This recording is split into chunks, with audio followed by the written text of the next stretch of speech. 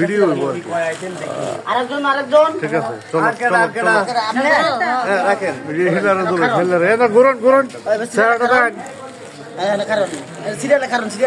ঘটনা হচ্ছে আমি ভাই এদিকে আসেন, আমি একটা কথা বলি। বিষয়টা হচ্ছে আমাদের বাবর সৈনিক কর্মজীবী পরিষদের পক্ষ থেকে শ্রমিকদের সাধারণ মূল্যে একটি প্যাকেজ আমরা তৈরি করছি সাধারণ মানুষের জন্য। আসলে এটা কিন্তু সরকারি পণ্য না, এটা হচ্ছে আমাদের একটা প্রাইভেট কোম্পানি। আমরা মিললে মানুষের যাতে সহযোগিতা হয় এই কারণে আমরা এটা রেডি করছি।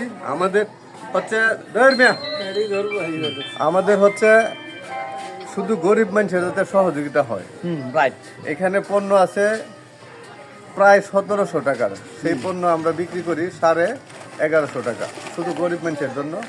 আমাদের এই সংগঠনের মাধ্যমে আমাদের পণ্যগুলি মোটামুটি না একেবারে 100% মানসম্মত। এটা হচ্ছে যেমন মুসুরির ডাউল, একটা একটা করে আমার হাতে দেখি। মুসুরির ডাউল, হলুদের গুঁড়া, এরপরে চিনি গুঁড়া চাইল, একটা একটা করে দিন। এটা হচ্ছে ডিটারজেন্ট পাউডার, এরপর হচ্ছে হলুদ,